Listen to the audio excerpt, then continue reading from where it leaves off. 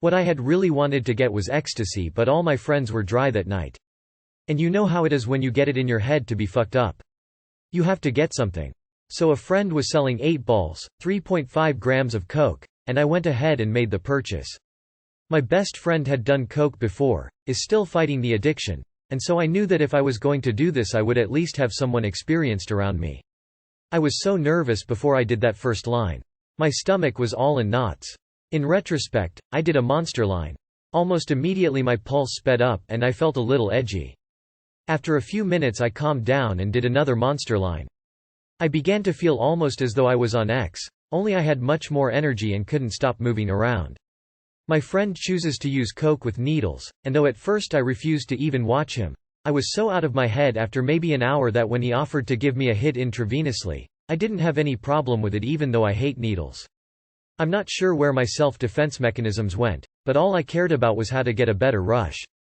I wanted to know what my friend was feeling. I was talking a minute, feeling very open. In that respect it was similar to ecstasy, but without the physical sensitivity. The intravenous rush was more like smoking rock than snorting the powder. Almost immediately I felt something pushing me back, making me relax, making me feel good. I had to close my eyes.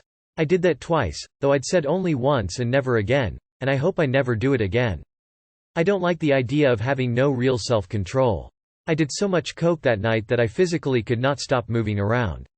We started using at around 11:30 p.m. and the next time I looked at the clock it was 4:30 in the morning. I couldn't believe that so much time had passed. By 6 o'clock the entire 8-ball was gone. I don't know who had the majority of it, but my friend was coming down hard while I was still wriggling around in my underwear and a tank top. At some point during the night I had decided that the pants needed to come off.